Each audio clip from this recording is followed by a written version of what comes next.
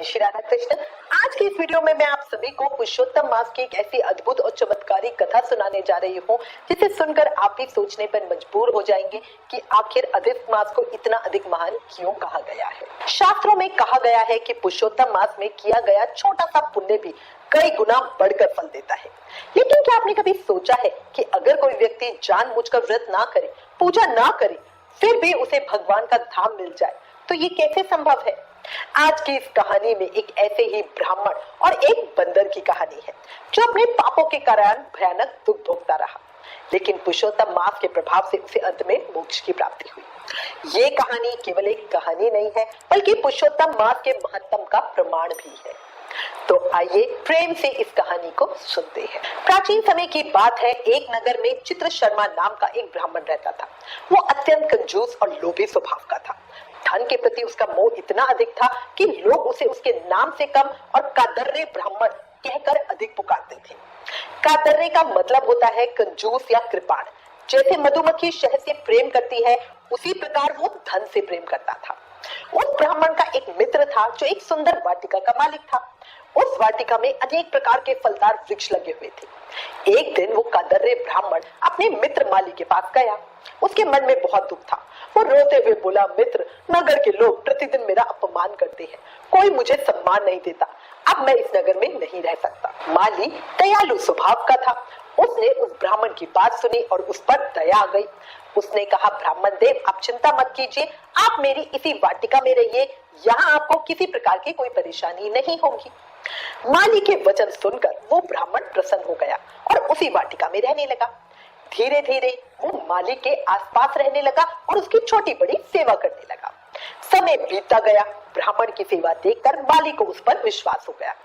एक दिन माली ने सोचा, ये ब्राह्मण अब अपना ही व्यक्ति है, ये बगीचे की देखभाल अच्छी तरह कर लेगा। और ये सोचकर उसने पूरे बगीचे की जिम्मेदारी उसी ब्राह्मण को सौंप दी और स्वयं राजा के मंदिर में सेवा करने चला गया। राजा के यहाँ कार्य बहुत अधिक था, इसीलिए वो महीनों तक वाटिका की ओर आ भी नहीं पाता था। दूसरी तरफ कादर्रे ब्राह्मण को अवसर मिल गया था। वो प्रतिदिन बगीचे के उत्तम फल स्वयं खाता और जो फल बच जाते उन्हें नगर में बेच आता। उन फलों से जो धन प्राप्त होता वो सब अपने पास जमा करके रख लेता। जब कभी माली आता और देखता कि फल इतने कम है और उससे पूछता कि ब्राह्मण देव, बगीचे के फल इतने कम क्यों हो रहे हैं, तब वो झूठ बोल देता और कहता, मैं तो भिक्षा मांगकर अपना जीवन चला रहा हूँ, मैं तो एक फल भी नहीं खाता, दिन रात पक्षियों को भगाता रहता हूँ, फिर भी पक्षी आकर बहुत से फल खा जाते हैं। इस प्रकार वो ब्राह्मण अपने मित्र के साथ विश्वासघात करता रहा। वर्षों तक उसने छल और लोभ में डूबकर जीवन बिताया।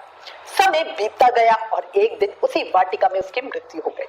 उसके पास इतना धन होते हुए भी अंत समय में उसे लकड़ी तक नसीब नहीं हुई। मृत्यु के बाद यमदूत उसे पकड़कर यमपुरी ले गए। मार्ग में उसे अनेक प्रकार की यातनाएं सहनी पड़ी।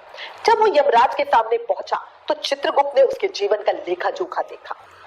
चित्रगुप्त धर्मराज से बोले, हे महाराज, ये ब्राह्मण कुल में जन्म लेकर भी अत्यंत पापी था। इसने जीवन भर लोभ और छल किया, अपने मित्र का विश्वास जीतकर उसकी वाटिका के फल चुराए, स्वयं खाए और शेष बेचकर धन कमाया।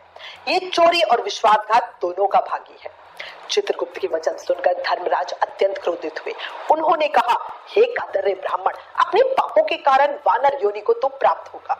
धर्मराज का आदेश मिलते ही वो ब्राह्मण अगले जन्म में एक बंदर बना। अब वो घने जंगलों में भटकने लगा।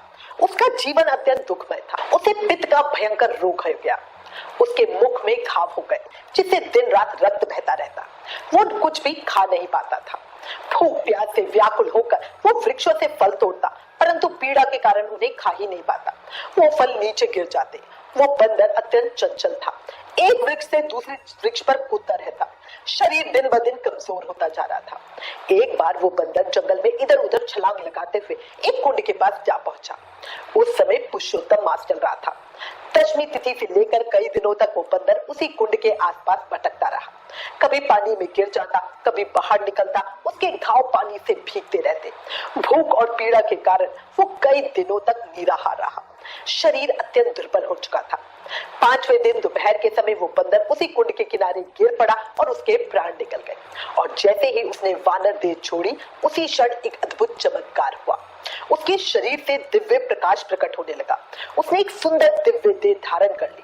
उसके शरीर पर दिव्य आभूषण सुशोभित हो गए। तभी भगवान के पार्षद वहां प्रकट हुए। वो बंदर आश्चर्य से सोचने लगा, मैं तो एक महापापी जीव था, मैंने ऐसा कौन सा पुण्य किया जिसके कारण मुझे ये दिव्य स्वरूप प्राप्त हुआ। तब भगवान के पार्षद हाथ जोड़कर बोले, हे वानर, तुमने अज्ञानवश पुरुषोत्तम मास का व्रत और स्नान किया है। रोग के कारण तुम कई दिनों तक भूखे रहे। तुमने जो फल वृक्षों से तोड़कर नीचे गिराए उनसे अनेक जीवों का पेट भरा। तुमने पुरुषोत्तम मास में उस पवित्र कुंड में बार बार स्नान किया। यही सब तुम्हारे पुण्यों का कारण बना। पार्षद आगे बोले, पुरुषोत्तम मास में अनजाने में किया गया पुण्य भी महान फल देता है। इस मास में स्नान, दान, जप और व्रत का फल अनेक गुना बढ़ जाता है। और इतना कह के भगवान के पार्षद उस दिव्य जीव को अपने साथ गोलोक धाम ले गए। ये अद्भुत दृश्य देखकर देवता भी आश्चर्यचकित रह गए। सभी देवताओं ने पुरुषोत्तम मास की महिमा का गुणगान किया और अपने अपने लोकों को लौट गए। इसलिए ही कहा जाता है कि पुरुषोत्तम मास अत्यंत पवित्र और महान मास है। इस महीने में श्रद्धा से किया गया छोटा सा पुण्य भी मनुष्य को भगवान के निकट ले जाता है। जो भक्त प्रेम और भक्ति से इस कहानी को कहता सुनता है, भगवान श्री कृष्ण उस पर अपनी कृपा अवश्य बरसाते हैं। इसी के साथ मैं उम्मीद करती हूँ आज की ये कहानी आपको जरूर पसंद आई होगी। अगर आपके मन में कोई सवाल या सुझाव हो तो हमें कमेंट करके जरूर बताइएगा। ज्ञान बांटने से बढ़ता है, इसलिए इस वीडियो को ज्यादा से ज्यादा शेयर करें। Please like, share and subscribe. Thank you. जय श्री राधा कृष्ण।